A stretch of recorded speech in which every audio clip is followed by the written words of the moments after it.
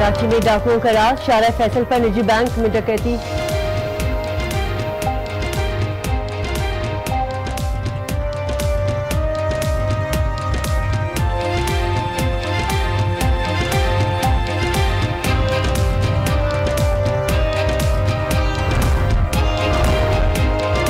इमरान की हुकूमत कब तक चलेगी कुछ नहीं कह सकता। नवाज शरीफ की जेल में मुलाकातियों से गुफ्तगू, अपनी सेहत को ठीक करार दे दिया। डॉक्टर्स के इसरार पर अस्पताल जाने और मर्जी से वापस आने की तस्दीक की।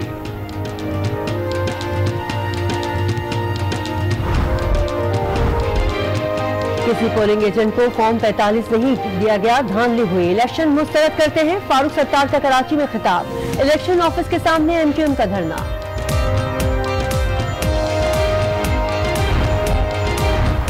तौहीन अदालत केस में तलाल चौधरी को 2 घंटे कैद की सजा, 5 साल के लिए नाअहल हो गए। कुछ मुकदमात में सब्र व तहम्मुल का मुजाहिरा नहीं किया जा सकता। तौहीन आमेज अल्फाज 28 जुलाई के फैसले के तनाजुर में अदा किए गए। तफसीली फैसला जारी। और तलाल चौधरी की सजा से मरियम औरंगजेब बेखबर, सहाफी के बताने पर हक्का बक्का रह गई। जो कहना था वो भी भूल गई। तासुरात वायरल। और मैं हूं लिया आबिद। सबसे पहले आपको बताएंगे दादू के हल्का PS 84 के पोलिंग स्टेशन नंबर 62 और कोहाट के हल्का PK 80 के पोलिंग स्टेशन पर पोलिंग का वक्त खत्म हो चुका है। दोनों पोलिंग स्टेशन पर प्रिजाइडिंग अफसर से बैलेट पेपर छीनने और हंगामाराई के बाद पोलिंग मुअत्तल की गई थी। PS 84 के पोलिंग स्टेशन नंबर 62 में पोलिंग का वक्त खत्म हो गया। PK 80 के पोलिंग स्टेशन नंबर 39 पर भी पोलिंग का वक्त खत्म हो गया है। आपको बता रहे हैं कि कोहाट PK 80 के पोलिंग स्टेशन नंबर 39 पर भी पोलिंग का वक्त खत्म हो गया। आज न्यूज के नुमाइंदे हैदर इस वक्त हमारे साथ मौजूद हैं, उनसे ताजा तरीन सूरत हाल मालूम करेंगे। तो बताइएगा क्या सूरत हाल है इस वक्त?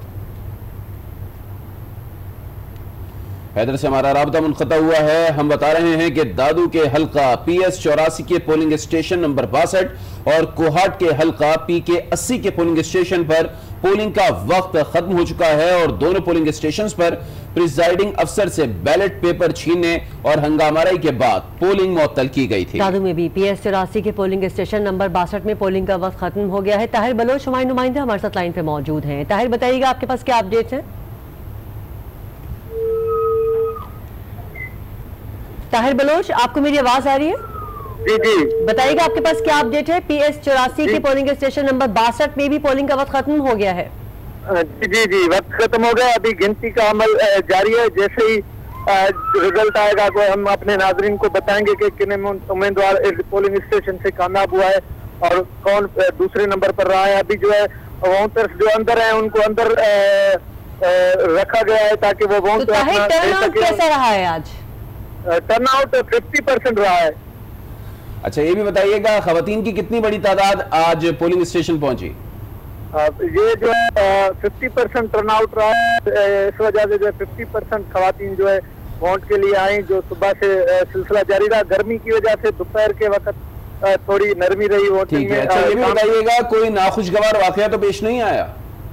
नहीं, पोलिंग पर बहुत इंतहाई जो है सिक्योरिटी के सख्त इंतजाम किए गए थे। फौज और रेंजर्स और पुलिस की भारी नफरी तैनात थी। इस वजह से जो भी वोटर आ रहा था उसको ही अंदर दाखिल होने की इजाजत दी जा रही थी। जो गैर मुतल्लिका अफराद को पोलिंग स्टेशन से दूर रखा जा रहा था। ठीक है, कोहाट से हमें ज्वाइन किया है हमारे नुमाइंदे अली हैदर ने। अली हैदर बताएगा PK 80 के पोलिंग स्टेशन नंबर 39 पर पोलिंग का वक्त खत्म हो गया, वोटों की गिनती का अमल जारी है? जी बिल्कुल, आज कोहाट के सूबाई हल्का 1 PK 80 में बाबरी बांडे के पोलिंग स्टेशन नंबर 39 पर रीपोलिंग हुई। गुज़िश्ता 25 जुलाई को इलेक्शन 2018 के मौके पर मज़कूरा पोलिंग स्टेशन पर पोलिंग के बाद नामालूम अफराद ने हमला करके वोटों के बक्सों को आग लगा दी थी, जिसकी वजह से पाकिस्तान तहरीक इंसाफ के उम्मीदवार आफ्ताब आलम की दरखास्त पर रिटर्निंग ऑफिसर ने रीपोलिंग का फैसला दिया था। 143 पोलिंग स्टेशन के नताइज के बाद मद्दे मुकाबिल आज़ाद उम्मीदवार अमजद आफरीदी को 2472 वोटों की बरतरी हासिल है।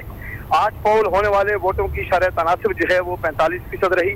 यहाँ पर मैं आपको बताता चलूँ कि अब सूरत हाल ये है कि वोटों की गिनती का अमल जारी है और कहा यह जा रहा है कि इस वक्त जो फैसला होगा आफ्ताब आलम और अमजद आफरीदी के माबैन जो है वो नहायत ही सख्त मुकाबला है और देखना यह है कि आज री टोटलिंग के अमल में कौल फाते करार पाएगा। जी अली हैदर, बहुत शुक्रिया, आपने तफसीलात से आगाह किया। अभी आपको इस्लामाबाद लिए चलेंगे, जहां पर बनी गाला के बाहर तहरीक इंसाफ के रहनुमा मीडिया से गुफ्तगू कर रहे हैं। मुख्तलिफ अपने प्रोग्राम्स में कर रहे हैं। मेरी गुजारिश तो उनसे ये थी कि अगर वो जिस वक्त कोई प्रोग्राम मेरे बारे में करें या मेरी ज़ात में या मेरे कारोबार के बारे में करें, अगर वो मेरा वर्जन भी साथ ले लेते, मुझे भी बुला लेते, मुझे भी बिठा लेते और मेरे बारे में जो बातें उन्होंने करनी थी अगर वो कर लेते तो ये ज़्यादा मुनासिब था। लेकिन उन्होंने कर ली। कई दोस्तों ने तो प्रोग्राम मतवातर तकरीबन लगातार किए हैं। कुछ बातें मैं क्लियर करना चाहता हूँ।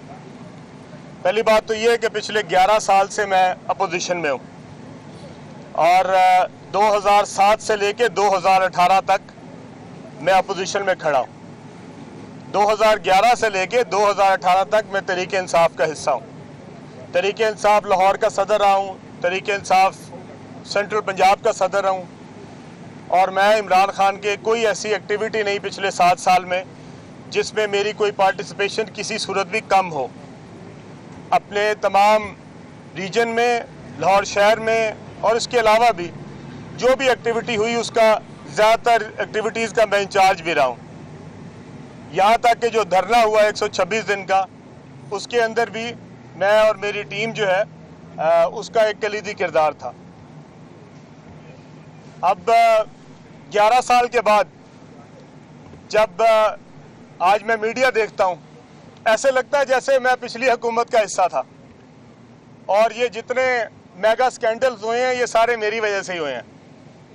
शायद ये जो 36 कंपनीज हैं या 56 कंपनीज हैं, साफ पानी है, जो हमारा ऑरेंज ट्रेन है, जो जंगला बस है, शायद ये सारी जो है ये मेरी वजह से ही हुई हैं, बनी हैं। और मुझे तो अब कई प्रोग्राम देख के लगता है कि अगर पाकिस्तान में कोई भी मसला रह गया है, वो डैम ना बनने का है, वो पीने का साफ पानी ना होने का है, वो हुकूमतें जो सेहत में आज तक बुनियादी सेहत मुहैया नहीं कर सकी, शायद उसमें भी अलीम खान का कसूर है। और मैं अपने एंकर दोस्तों से पूछना चाहता हूँ कि आपको इस वक्त 11 साल की अपोजिशन के बाद ये सारे कीड़े मेरे में क्यों नजर आने शुरू हो गए? अगर आपने मेरे ऊपर कोई सवालात करने थे तो आपको 2008 में करने चाहिए थे, 9 में करने चाहिए थे, 10 में करने चाहिए थे। और मेरी इंक्वायरीज भी सारी आज क्यों शुरू हो गई हैं? आज मुझे क्यों सारे लोग फ़ोन कर कर के ये कह रहे हैं कि जनाब सिर्फ इस वक्त एक ही टॉपिक है और वो है अलीम खान? तो मैं आप सबके अपने मीडिया की वसातत से कुछ फैक्ट्स जो हैं वो आवाम के सामने लेके आना चाहता हूँ। एक मेरा प्रोजेक्ट है जिसको कहा गया कि ये प्रोजेक्ट जो है इसका NOC जो है वो अलीम खान ने जो है वो लिया नहीं और उस प्रोजेक्ट को बना दिया। ये लाहौर का प्रोजेक्ट है जिसका नाम पार्क व्यू विलाज है और ये मैंने 2010 में ख़रीदा था। और 2010 में जब ख़रीदा था तो ये सोसाइटी एक पूरी सोसाइटी रजिस्टर्ड सोसाइटी थी और एज अ सोसाइटी ख़रीदी थी। इसके पास हर तरह का NOC था, इसके पास LDA का भी NOC था, इसके अलावा वापडा का, सुई गैस का, PHA का, हर तरह का इसके पास NOC था। तो मैंने एक तैयार सोसाइटी ख़रीदी थी और वो NOC जो है वो उससे 4-5 साल पहले जो पिछले ओनर्स थे उन्होंने लिया हुआ था। सो मैं 4 साल के बाद मालिक बना, इसलिए मेरा उस NOC के लेने में कोई काम नहीं था। 2010 में जब मैंने ये ली तो ये पूरी की पूरी सोसाइटी खरीदी और जब ये मैंने लॉन्च कर दी, बेच दी, उसके बाद मैंने इसी से मुल्हका ज़मीनें लेनी शुरू की। जब मैंने LDA को उस ज़मीन के NOC के लिए अप्लाई किया तो वो ज़मीन जो मेरी पहले से NOC शुदा सोसाइटी के साथ थी, उसकी दीवार के साथ मिलती थी, उन्होंने पहले उसको ग्रीन एरिया डिक्लेयर कर दिया। मैंने फिर LDA को दरख्वास्त दी कि आपका जो डिक्लेयर्ड ग्रीन एरिया जो आपने किया है उसमें से भी अभी कुछ ज़मीन रह गई है मेरी, आप बराए मेहरबानी इसको NOC दे दें। तो उस ज़मीन को जो बाकी रह गई थी उसको उन्होंने खादर एरिया डिक्लेयर कर दिया। तो जहाँ जहाँ मैं ज़मीन लेता गया वहाँ पे ज़मीन का स्टेटस चेंज होता गया। मेरे एक दोस्त ने प्रोग्राम में कहा कि अलीम खान का भी वही स्टेटस है जो कि पैरागॉन का है। मैं उनसे पूछना चाहता हूँ, पैरागॉन ने तो सरकारी जमीन कब्जा कर ली है, उन्होंने तो सरकार की जमीन अपनी सोसाइटी के अंदर मिला ली है। मुझे बताएं मैंने कौन सा 1 इंच जो है सरकार का वो अपनी सोसाइटी में मिलाया? मैं तो जो जमीन प्राइवेट खरीदता हूं उसके नीचे से LDA उसका स्टेटस तब्दील करके उसको कभी ग्रीन कर देती है, कभी ब्राउन कर देती है, कभी रेड कर देती है। मैं तो जमीन खरीदता जाता हूं, नीचे से जमीन तब्दील कर उसका रंग तब्दील होता रहता है। इसमें मेरा क्या कसूर था? इसमें सिर्फ यह कसूर था कि मैं इमरान खान के साथ खड़ा था। अदरवाइज वो जमीन जो मेरी दीवार के साथ लगती है, यानी कि ये जमीन जो है ये डिक्लेयर्ड है और ये NOC के साथ है, और ये जो जमीन है ये ग्रीन हो गई है, ये ब्राउन हो गई है, ये खादर एरिया हो गई। ये कैसे हो रहा था? ये इसलिए हो रहा था कि उसका मालिक अलीम खान था, और मैंने LDA का 10 साल मुकाबला किया, मैंने CDA का 10 साल मुकाबला किया। 2014 में मैंने एक सोसाइटी बनाई जो बिल्कुल इसके साथ है, जिसका नाम पाक व्यू सिटी है, और उसका मैंने 2 साल उसके कागजात पूरे करके NOC लिया। जैसे ही मैंने 2015 का इलेक्शन लड़ा, उसका NOC जो मिला हुआ था, जो 2 साल मेरे पास रहा, उसका NOC कैंसिल हो गया।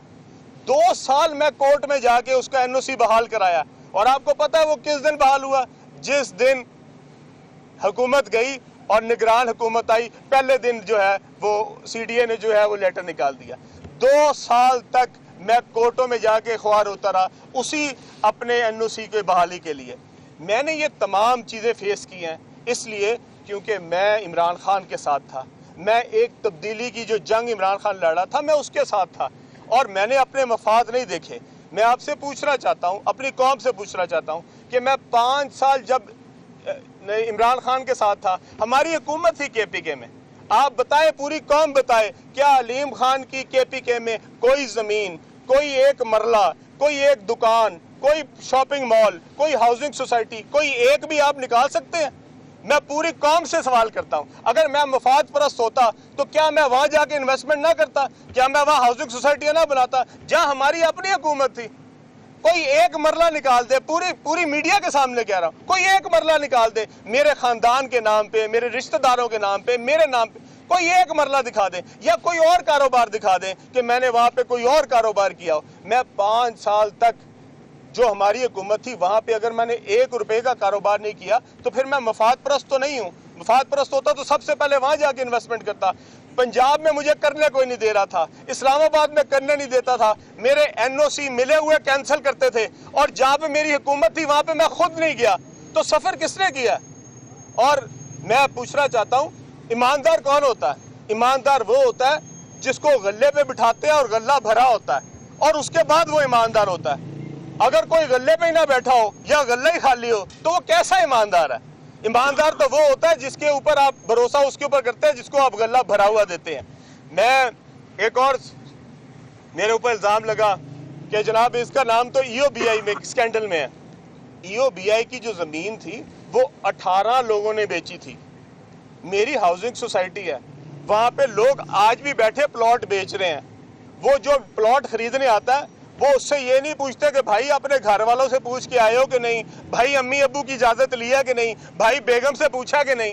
अगर उनको इजाजत थी तो वो महकमा मेरे पास आया था प्लॉट खरीदने, और उसको मेरे मार्केटिंग डिपार्टमेंट ने डील किया था, और उन्होंने उसको प्लॉट बेचे थे। मेरे पास बेशुमार महकमे हैं, बेशुमार बैंक हैं, बेशुमार ऐसी ऑर्गेनाइजेशन हैं जिन्होंने मेरी सोसाइटी में अपने प्लॉट अपने एम्प्लॉयज के लिए खरीदे हुए हैं। इसमें क्या बुराई है? मैंने क्या कसूर किया इसमें? और उस दिन जिस दिन ये मामला टेकअप हुआ सुप्रीम कोर्ट में, जस्टिस इफ्तिखार साहब ने अज खुद नोटिस लिया, उसके पीछे जो मुहर्रिकात थे वो कुछ और थे। वो जो प्रॉपर्टीज आई उसमें 18 में से 1 प्रॉपर्टी मेरी थी, बाकी तो 18 किसी और ने बेची थी। DHA ने उनको 22 अरब रुपए का प्रोजेक्ट बेचा हुआ था। और मैं आज भी कहता हूं और हल्फन कहता हूं कि वो प्रोजेक्ट जो थे वो जिसने बेचे थे वो उस दिन भी ठीक थे, और आज उन सब की कीमतें 3 से 4 गुना बढ़ चुकी हुई हैं।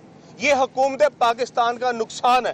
लेकिन हमने पहले दिन सुप्रीम कोर्ट में मैंने बयान रिकॉर्ड करवाया, मैंने अपनी स्टेटमेंट दी और मैंने कहा हमने प्लॉट बेचे हैं, अगर उसके अंदर कोई कमी है हम कसूरवार हैं, अगर उसकी रजिस्ट्री में कोई कमी है हम कसूरवार हैं, अगर उनके अंदर कोई आपको लगता है कोई कमी थी पैसों में हम कसूरवार हैं।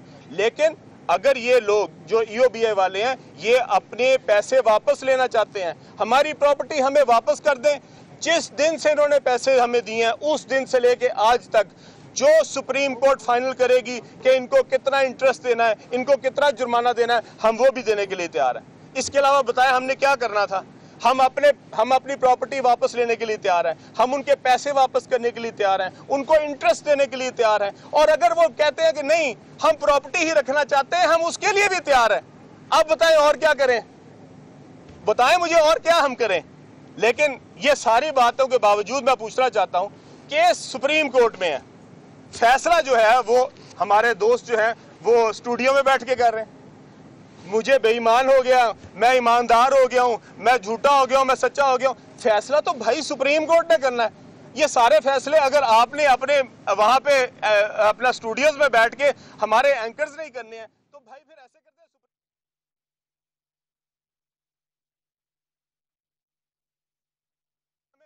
कौन सा फैसला है।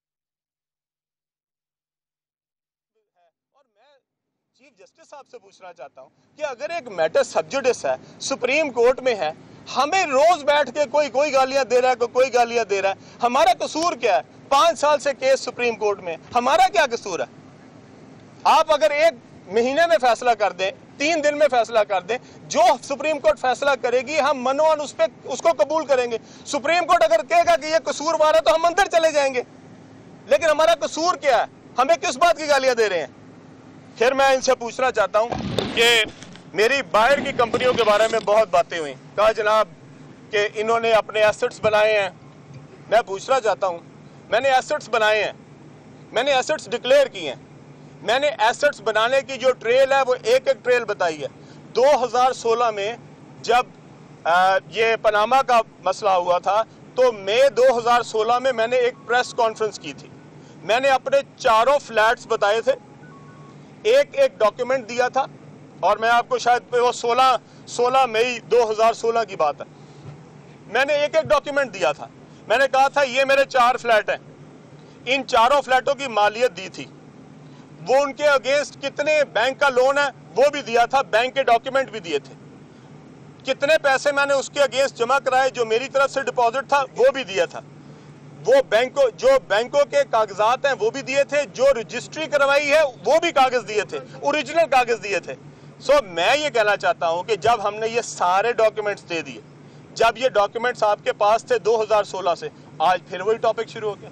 और उसकी जो मनी ट्रेल है वो कौन से अकाउंट से पैसे गए, कौन से अकाउंट में गए, वो भी सारी मैंने नैब को दे दी है। मेरा कौन सा अकाउंट था जिससे वो पैसे गए और कितने पैसे थे, उसमें से पैसे किस तरह बैंक को गए, हर चीज दे चुका हूं। अब मैंने और कौन सी चीज देनी है भाई? और इसमें से कौन सी ऐसी चीज? ये बताइएगा, ये मैसेज आपका सिर्फ एंकर्स के लिए है या अपने पार्टी के उन लोगों के लिए भी है जो आप पर तनकीद कर रहे हैं? जी, मैं इसका जवाब भी दूंगा। सो मैं ये पूछना चाह रहा हूं कि हमारे पास जितनी ट्रेल थी वो सारी की सारी हम दे चुके हैं। जितने मेरी कंपनीज थी वो सब की सब डिक्लेयर्ड हैं। मैंने ये इलेक्शन कमीशन को डिक्लेयर की हुई हैं, मैंने ये FBR को डिक्लेयर की है, तमाम महकमे जो पाकिस्तान के हैं सबको की हुई हैं। आज तक किसी एक बंदे ने मुझे आके ये नहीं कहा कि भाई ये तुम्हारी प्रॉपर्टी निकली है जो डिक्लेयर्ड नहीं है, ये तुम्हारे बच्चों के नाम पे प्रॉपर्टी निकल आई है जो डिक्लेयर्ड नहीं है। पूरी दुनिया की बात कर रहा हूं, पाकिस्तान समेत कह रहा हूं, पूरी दुनिया में एक प्रॉपर्टी बता दें, एक कंपनी बता दें, एक कारोबार बता दें जो डिक्लेयर्ड नहीं है। और ये मैं चैलेंज करता हूं सबको, एक मरले की कोई चीज दिखा दें जो मेरे एसेट्स के अंदर डिक्लेयर्ड नहीं है। और अगर सब चीजें डिक्लेयर्ड है तो मैं पूछना चाहता हूं 11 सालों से मेरे पास कौन सा ओहदा था जिसमें मैं करप्शन कर सकता था? किस चीज के करप्शन कर सकता था? मेरे पास 11 साल पहले भी मैं मिनिस्टर था IT का, पंजाब का पहला वजीर था IT का, वो तो महकमा ही मेरे सामने बना था, उसका 4 करोड़ बजट था सारा। वो 4 करोड़ के अंदर मैं कितने को करप्शन कर सकता था? एक मिनट बात खत्म कर लो, फिर उसके बाद आप करें। मैं ये जितने मेरे साथ मेरे दोस्त हैं जो रोज बैठ के मेरे ऊपर पूरा प्रोग्राम करते हैं, मैं उनसे भाइयों से पूछना चाहता हूं कि अगर आपके कोई तहफ्फुज़ात थे, आपके कोई सवालात थे, तो आप मुझे बिठाते अपने सामने, आप बैठा के मेरे से पूछते कि भाई हमारे आपके बारे में ये सवाल। आप रोज अलीम खान के बारे में अपना एक प्रोग्राम करते हैं और आप उसको पूछते भी नहीं। बनी गाला के बाहर तहरीक इंसाफ के रहनुमा अलीम खान मीडिया से गुफ्तगू कर रहे हैं और अपने ऊपर जो उन पर इल्जामात लगे हैं उनके जवाबात दे रहे हैं। अभी आपको अहम खबर दें, अपोजिशन जमातों की कुल जमातों कॉन्फ्रेंस खत्म हो गई, जिसमें आइंदा की हिकमत अमली को मौसर बनाने पर गौर किया गया है। मजीद जानते हैं आज न्यूज़ इस्लामाबाद के ब्यूरो चीफ तारिक चौधरी से। तारिक, बताइएगा कुल जमाती कॉन्फ्रेंस में क्या तय पाया? जी, इसमें एक फौरी तौर पर 16 रुकनी कमेटी कायम कर दी गई है। इस कमेटी में तमाम जमातों के नुमाइंदे शामिल हैं जो KPC में शामिल हैं, और ये कमेटी जो है अपना मुस्तकबिल का लाएमल तय करेगी। अब से थोड़ी देर बाद इस कमेटी का इजलास जो है अलग बंद कमरे में शुरू हो जाएगा, और जिसमें पार्लिमानी और एहतजाजी जो सियासत है उसके हवाले से फैसले किए जाएंगे। इसके अलावा ये कमेटी तय करेगी कि जो फ्यूचर में वज़ारत उज़्मा का इलेक्शन होना है, स्पीकर का इलेक्शन होना है, और उसके अलावा दीगर जो मुख्तलिफ सियासी इवेंट्स आने वाले हैं उसके हवाले से क्या फैसले होंगे, और अपोजिशन की किस जमात का कौन सा जो रहनुमा है वो किस ओहदे के लिए इलेक्शन लड़ेगा अगर ये फैसला हो गया तो। इसके अलावा सेनेट में और तारिक चौधरी, आप हमारे साथ मौजूद रहिएगा, इस हवाले से मजीद भी आपसे जानेंगे। इस वक्त मुस्लिम लीग नून की रहनुमा मरियम औरंगजेब साहिबा मीडिया से गुफ्तगू कर रही हैं, अपने नाज़रीन को वहां लिए चलते हैं। मरियम औरंगजेब साहिबा मीडिया से गुफ्तगू कर रही थी और इस हवाले से तफसीली खबर आने वाले बुलेटिन का हिस्सा भी बनाएंगे। तारिक, आप अपनी बात को कंटिन्यू कीजिएगा। जी, मैं ये कह रहा था कि अभी ये बात जो मैं बता रहा था वही ऐलान किया है मरियम औरंगजेब साहिबा ने, जो कि इजलास के बाद आई हैं ब्रीफिंग देने के लिए। उन्होंने यही बताया है कि 16 रुकनी कमेटी कायम कर दी गई है तमाम जमातों के इत्तेफाक राय से। इसमें मुशाद हुसैन साहब हैं, साद रफीक साहब हैं, हाजी गुलाम बलोर हैं, इसके अलावा साबिक डिप्टी चेयरमैन गफूर हैदरी साहब हैं, इसके अलावा सेनेटर कबीर साहब हैं, मुशाहिद साहब हैं, तमाम जमातें जो शामिल हैं उनके नुमाइंदों पर मुश्तमिल 16 रुकनी कमेटी कायम हो गई है। और ये 16 रुकनी कमेटी जो है वो मुस्तकबिल का लायबल तय करेगी। तमाम जमातों के दरमियान कोऑर्डिनेशन किस तरह होगा, कौन कौन से अमूर पर होगा, आइंदा जो इजलास आने वाला है जिसमें 9 मुंतखब अरकान ने हल्फ उठाना है उसमें क्या स्ट्रेटजी होगी, और जो भी एहतजाजी लायमल होगा और सियासी लायमल होगा उसको पार्लिमानी जमहूरी अंदाज में आगे बढ़ाया जाएगा। और ये 16 रुकनी कमेटी जो है तारिक, ये भी बता दीजिएगा, आज बताया गया है अब तीसरी APC कब होगी? जी, अगला इजलास कब होगा ये बताया गया? जी, मैं अर्ज कर रहा हूँ कि अभी थोड़ी देर बाद ये 16 रुकनी कमेटी है ये बैठ जाएगी और ये बैठकर बाकी फैसले करेगी। बाकी जैसे ही ये कमेटी अपनी रिकमेंडेशन जो है वो मुरतब करेगी, उन सिफारिशात की रोशनी में जो सरबराह हैं वो अपना मुस्तकबिल का लायमल तय करेंगे। अब ये जो 16 रुकनी कमेटी है इसको अफराज किया गया है कि इंतखाबी और जो एहतजाजी हिकमत अमली है और जो पार्लिमानी लाहेअमल है ये 16 रुकनी कमेटी जो है वो तय करेगी। आइंदा का लाहेअमल 16 रुकनी कमेटी तय करेगी। तारिक चौधरी, आप हमें रिपोर्ट कर रहे थे, आपका बहुत शुक्रिया। और उधर अवामी मुस्लिम लीग के सरबराह शेख रशीद ने दावा किया है कि मुस्लिम लीग नवाज में फॉरवर्ड ब्लॉक बनने जा रहा है। इमरान खान के बतौर वज़ीर आज़म हलफ उठाते ही ये ग्रुप सामने आ जाएगा। अपोजिशन जमातों का इत्तेहाद इमरान खान के खिलाफ नहीं, किसी खास मकसद के लिए है। उन्होंने कहा कि आसिफ अली जरदारी सियासत के मास्टर हैं, उन्होंने अपने कार्ड शो नहीं किए हैं। लाहौर में प्रेस कॉन्फ्रेंस से खिताब करते हुए शेख रशीद का कहना था कि शहबाज शरीफ की सियासत को खराब करने में मरियम नवाज का हाथ है।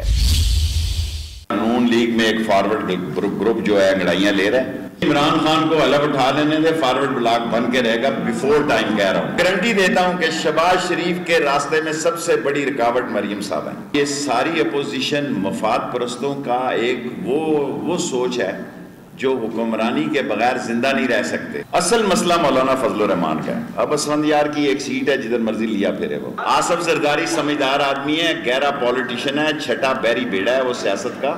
वो अगली ताश लगाने की भरपूर कोशिश में है और every day is not Sunday, वो ताश लगती है या नहीं लगती।